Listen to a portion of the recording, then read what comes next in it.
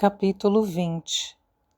Nancy e Godfrey caminharam para casa sob a luz das estrelas em silêncio. Quando entraram na sala coberta de lambris de carvalho, Godfrey desabou na poltrona enquanto Nancy tirava à touca o chale, postando-se diante da lareira perto do marido, sem querer deixá-lo sozinho, nem durante alguns minutos, mas temendo dizer qualquer palavra para não afetá-lo ainda mais. Afinal, Godfrey virou a cabeça na direção dela e os dois se encararam, trocando um longo olhar durante o qual ambos permaneceram imóveis. Esse olhar mútuo e tranquilo de um marido e uma mulher que confiam um no outro é como o primeiro momento de descanso ou refúgio de um grande cansaço ou um grande perigo. Não se deve interferir nele nem com palavras, nem com ações que os distrairiam e impediriam de desfrutar daquela serenidade. Mas logo Godfrey esticou a mão e quando Nancy a tocou, ele a puxou para perto de si e disse: "Acabou." Ela se debruçou para lhe dar um beijo e disse ainda ao seu lado: "Sim, acho que não temos esperança de tê-la como filha. Não seria correto desejar forçá-la a morar conosco contra a sua vontade. Não podemos alterar a maneira como ela foi criada, nem as consequências disso." "Não", disse Godfrey, com uma profunda firmeza no tom que contrastava com o seu modo de falar frequente, sempre casual e vago. "Existem dívidas que não podem ser pagas, como as dívidas em dinheiro, em que pagamos mais para compensar os anos que deixamos passar. Enquanto eu adiava, as árvores cresciam. É tarde demais agora."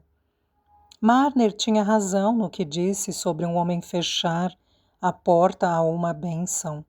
Ela passa a ser de quem a acolhe. Eu já fingi que não tinha filha, Nancy. Agora terei de continuar fingindo, apesar de não desejar isso. Nancy não disse nada de imediato, mas após algum tempo perguntou: "Quer dizer que você não vai revelar a todos que é sua filha?" "Não.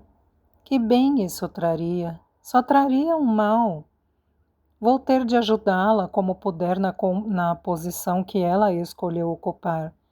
Preciso descobrir com quem está pensando em se casar. Se não for para o bem de ninguém, que a história seja revelada", disse Nancy, que achou que agora podia se permitir o alívio de aventar um desejo que tentara silenciar. "Eu seria muito grata se papai e Priscila nunca tivessem a perturbação de saber o que foi feito no passado, além do que saberão sobre Damsey.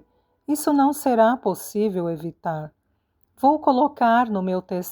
Acho que vou colocar no meu testamento. Não gostaria de deixar que o segredo fosse descoberto, como o que aconteceu com Damsey", disse Godfrey pensativo. "Mas se contar agora, só consigo ver dificuldades pela frente. Preciso fazer o que puder para ajudá-la a ser feliz, da maneira como deseja. Imagino", acrescentou ele, após uma pausa de alguns instantes, "que Abby esteja noiva de Aaron Winthrop. Lembro-me de ver os dois saindo da igreja com Marner." "Bem, ele é muito sério e trabalhador", disse Nancy, tentando ver a questão da maneira mais positiva possível. Godfrey ficou pensativo de novo. Logo, ergueu os olhos para Nancy com uma expressão de tristeza e disse: "Ela é muito bonita e educada, não é, Nancy?" "Sim, meu querido. E tem os seus olhos e seus cabelos. Não sei como não percebi isso antes." "Acho que sentiu uma aversão a mim, ao saber que sou seu pai. Pude ver uma mudança em seus modos depois que contei." Ela não podia suportar a ideia de não ver Marner como pai, disse Nancy, sem desejar confirmar a impressão dolorosa do marido. Epi acha que eu errei com a mãe dela também. Pensa que sou pior do que na realidade sou. Mas não tem jeito, jamais poderá saber da história toda. É parte da minha punição, Nancy. Que minha filha não goste de mim. Eu nunca teria me metido nesta confusão se não tivesse mentido para você. Se não tivesse sido tão estúpido. Não tinha direito de esperar que nada, além de coisas ruins, saísse daquele casamento. E de quando me esquivei de cumprir meus deveres de pai? Nancy ficou em silêncio. Sua retidão não lhe permitiu tentar mitigar a dor do que sentia ser uma contrição justa. Godfrey voltou a falar após algum tempo, mas num tom bem diferente. Havia ternura misturada à culpa de antes. E eu fiquei com você, Nancy, apesar de tudo. E mesmo assim andei resmunguento e inquieto só porque não tive tudo o que queria, como se merecesse. Eu nunca desejei mais de você, Godfrey, disse Nancy baixinho com toda a sinceridade. Todo o meu pesar passaria caso se resignasse com nosso destino. Bem, talvez não seja tarde demais para eu melhorar neste aspecto. Embora algumas coisas não tenham jeito, não importa o que digam. Capítulo 21. Na manhã seguinte, quando Silas e Eppie estavam sentados tomando café, ele disse para ela: Eppie, tem uma coisa que eu venho pensando em fazer há uns 2 anos. E agora que o dinheiro foi trazido de volta para nós, vai ser possível. Passei a noite toda matutando e acho que devíamos sair amanhã e aproveitar o tempo bom. Deixamos a casa e tudo mais para sua madrinha cuidar. Fazemos uma matula para levar e vamos.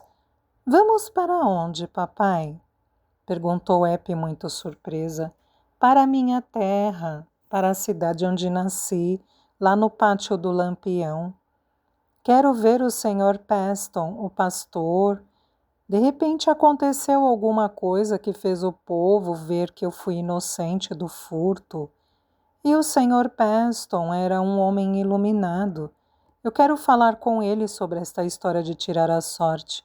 E quero conversar sobre a religião destas bandas, pois acho que ele nunca deve ter ouvido falar nela. Eppie ficou deliciada, pois havia a perspectiva não apenas da alegria e da surpresa de conhecer uma região estranha, mas também de voltar e contar a aventura a Aaron. Ele era tão mais esperto do que ela sobre quase tudo, que seria muito agradável ter esta pequena vantagem sobre ele.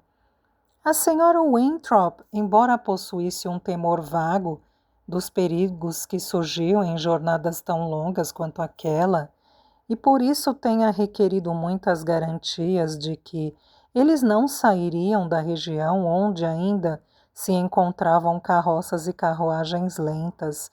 Mesmo assim, ficou muito satisfeita por saber que Silas ia visitar sua terra e descobrir se havia sido inocentado daquela acusação falsa. O senhor vai passar o resto da vida mais tranquilo, Sr. Marner disse. Vai sim. E se tiver mesmo uma luz nesse tal pátio do Lampião, a gente bem que precisa dela neste mundo. E o senhor pode até trazer um pouquinho dela para cá. Assim, no quarto dia após esta conversa, Silas e Eppie vestindo suas roupas de domingo e levando uma pequena matula amarrada com um lenço azul de linho, adentraram as ruas de uma enorme cidade cheia de fábricas. Silas, perplexo com as mudanças que 30 anos tinham causado em sua terra natal, havia parado diversas pessoas sucessivamente para perguntar o nome da cidade, certificando-se de que não tinha errado. Pergunte onde fica o pátio do Lampião, papai. Pergunte a esse senhor de uniforme que está na entrada daquela loja. Ele não está apressado como os outros, disse Epe um pouco preocupada com a perplexidade do pai e também nervosa em meio ao barulho, ao movimento e à multidão de rostos estranhos e indiferentes. Ah, minha filha, ele não vai saber, afirmou Silas. Gente rica nunca ia à nossa igreja. Mas, quem sabe, alguém não sabe dizer onde fica a rua da prisão, onde tem a penitenciária. Lembro-me desta rua como se tivesse visto ontem. Com alguma dificuldade, depois de muitas voltas e novas perguntas, eles chegaram à rua da prisão. E os muros lúgubres da penitenciária, o primeiro objeto que correspondia a uma imagem na memória de Silas, o alegraram, pois ele sentiu a certeza que o nome da cidade não fora capaz de lhe dar de que estava em sua terra natal. Ah, disse ele, dando um longo suspiro, aquela é a penitenciária, Epe, está igualzinha. Agora não estou mais com medo. É a terceira à direita a partir da porta da penitenciária. É para lá que a gente tem de ir. Nossa, que lugar horrível! Exclamou Epe. Ele esconde todo o céu. É pior que o abrigo dos pobres. Que bom que você não mora mais nesta cidade, papai. O pátio do Lampião é que nem esta rua. Minha preciosa, disse Silas sorrindo. Não é uma rua grande que nem esta. Eu nunca me senti bem nesta rua aqui, mas gostava do pátio do Lampião. As lojas aqui estão todas diferentes de antigamente. Tudo esquisito, mas vou saber onde virar, porque é na terceira à direita. E quando eles chegaram a um beco estreito, ele afirmou: é aqui. Depois temos de ir para a esquerda de novo. Depois seguir reto por um tempo pela Travessa do Sapato. E aí vamos entrar na entrada do lado da janela pulada para fora, onde tem uma vala na rua, para a água escoar. Ah, já estou até vendo. Papai, parece que eu estou sufocando. Não imaginei que o povo conseguia viver deste jeito, tão próximo um do outro. Como a gente vai achar a pedreira bonita quando voltarmos? Eu agora também acho graça em tudo que vejo aqui, minha filha. E o cheiro é ruim. Tenho para mim que não cheirava deste jeito. Aqui e ali um rosto macilento e sujo saía de um vão escuro e observava os estranhos, aumentando o nervosismo de Epe, de modo que foi um grande alívio quando eles saíram dos becos e entraram na Travessa do Sapato, de onde se via melhor o céu.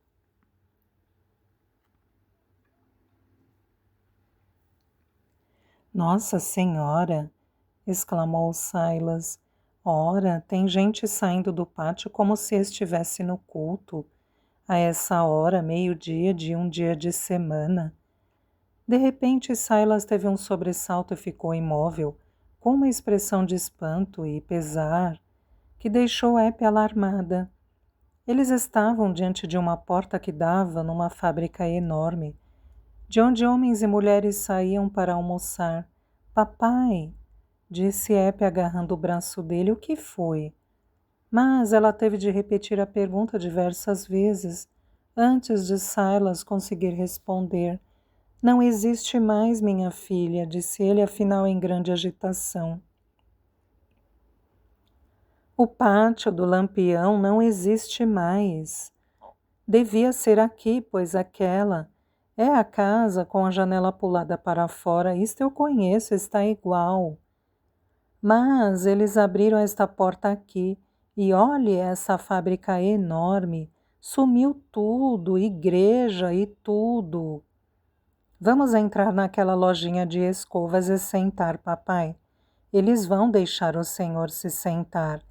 Disse Eppie sempre alerta, para ver se um dos estranhos ataques de Silas não estava iminente. Talvez o povo de lá saiba o que aconteceu. Mas nem do vendedor de escovas, que tinha se mudado para a Travessa do Sapato havia apenas 10 anos, quando a fábrica já tinha sido construída, nem de nenhuma outra fonte disponível, Silas obteve alguma informação sobre seus velhos amigos do Pátio do Lampião ou do Sr. Peston, o pastor. Tem outra coisa no lugar, disse Silas para Dolly Winthrop na noite em que voltou. O cemitériozinho sumiu. Minha casa antiga sumiu. Agora esta é minha única casa. Nunca vou saber se eles descobriram a verdade sobre o furto ou se o Sr. Peston ia poder me dar uma luz sobre o sorteio. Tudo isso é uma escuridão só para mim, Senhora Winthrop. É sim, acho que vai ficar assim até o fim. Pois é, Sr. Marner, disse Dolly, que ouvia com seu rosto plácido, agora envolto em cabelos grisalhos, acho que vai. É a vontade daquele que está lá em cima, a gente ficar na escuridão para algumas coisas. Mas há umas verdades que eu sempre soube, que a gente entende quando está trabalhando. Sofreu muito com aquilo, Sr. Marner, e parece que a coisa nunca vai ser acertada. Mas isso não quer dizer que não existe o certo, apesar de a gente não conseguir ver. Não quer dizer, concordou Silas. Desde a época que me enviaram a criança, e eu passei a amá-la como amo a mim mesmo, meu caminho ficou iluminado e eu voltei a ter confiança. E agora que ela disse que nunca vai me abandonar, acho que a confiança vai durar até eu morrer. Epílogo.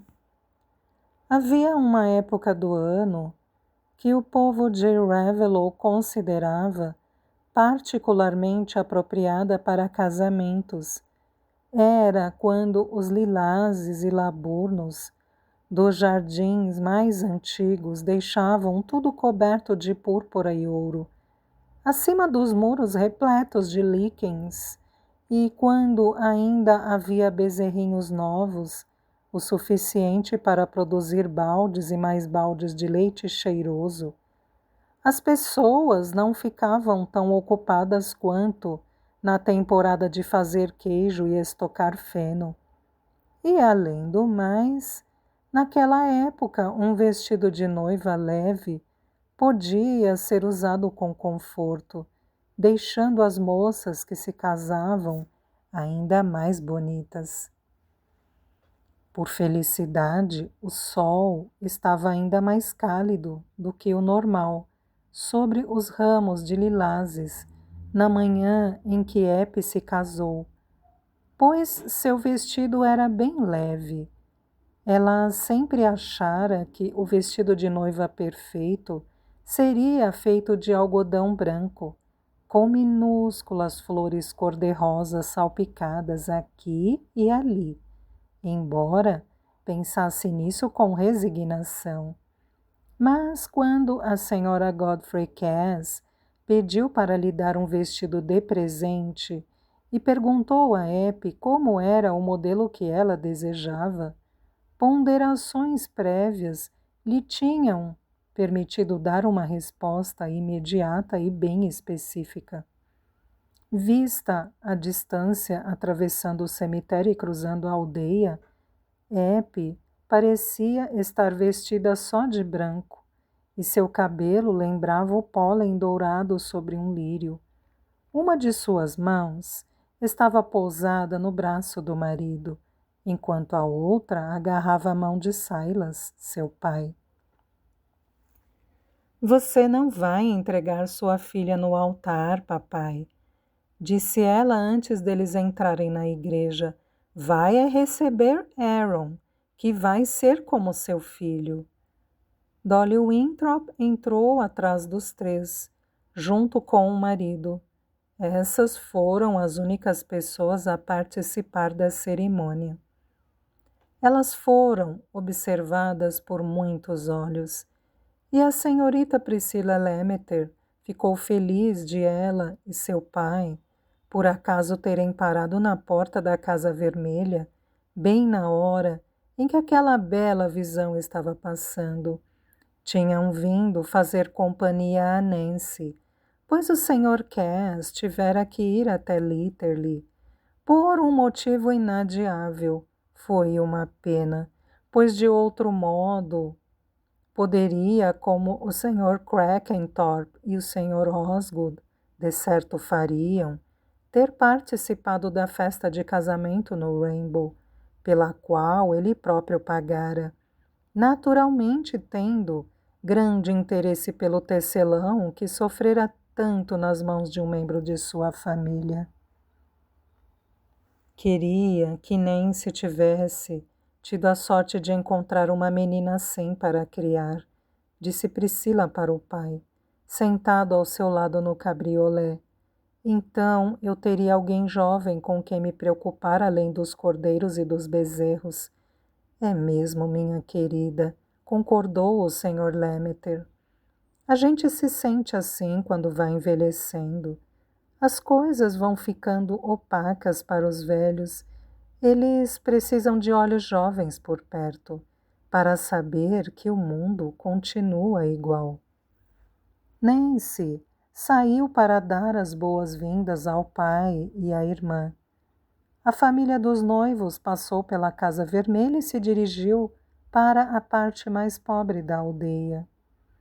Dolly Winthrop foi a primeira a adivinhar que o velho Sr. Massey, que estava sentado na poltrona diante da porta de casa, esperaria um cumprimento especial quando eles passassem, já que era idoso demais para ir à festa. O Sr. Massey quer que a gente vá lá falar com ele, disse ela. Vai ficar magoado se passarmos sem dizer nada. Coitado, está sofrendo tanto com o reumatismo. Por isso, eles se viraram para apertar a mão do velhinho. Ele estava esperando por aquilo e tinha um discurso preparado. Bem, Sr. Marner, disse com a voz bastante trêmula, vivi o bastante para ver minha previsão virar verdade. Fui o primeiro a dizer que você não era mau, apesar de ter a cara esquisita. E fui o primeiro a dizer que ia receber seu dinheiro de volta. E está muito certo mesmo. E bem que queria ter dito os améns na cerimônia. Mas já faz tempo que é o Tukey que faz isso. E espero que não seja motivo de azar para vocês. Os convidados já estavam reunidos no pátio, diante do Rainbow, embora ainda faltasse quase uma hora para o horário marcado da festa. Mas deste modo eles podiam não apenas desfrutar da expectativa do prazer, como ter bastante tempo para falar da estranha história de Silas Marner e chegar, após as etapas apropriadas, à conclusão de que ele tinha se tornado abençoado ao se tornar o pai de uma pobre criança órfã.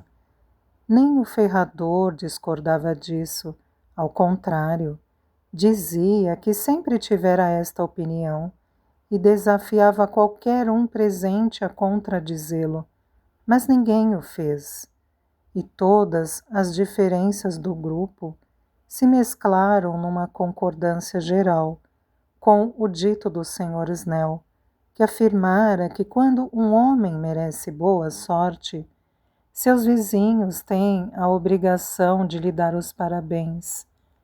Quando a família dos noivos chegou a se aproximar, um viva bem forte ecoou pelo pátio do Rainbow E Ben Winthrop, cujas piadas tinham continuado sendo bem aceita por todos, achou que era melhor ficar por ali e começar a receber os cumprimentos, sem a necessidade de fazer como os outros e passar algum tempo na pedreira antes de ir para a festa. Epe tinha um jardim maior do que jamais esperara ter, e outras alterações tinham sido feitas à custa do Sr. Cass, o senhorio, para acomodar a família crescente de Silas, pois ele e Epe tinham declarado que preferiam ficar na pedreira a ir para qualquer casa nova. O jardim era rodeado por pedras empilhadas em dois lados. Nas da frente havia uma cerca de madeira, através da qual as flores podiam ser vistas em todo o seu esplendor pelas 4 pessoas que se aproximavam. Ah, papai, disse Epe, como nossa casa é linda! Acho que ninguém poderia ser mais feliz do que nós.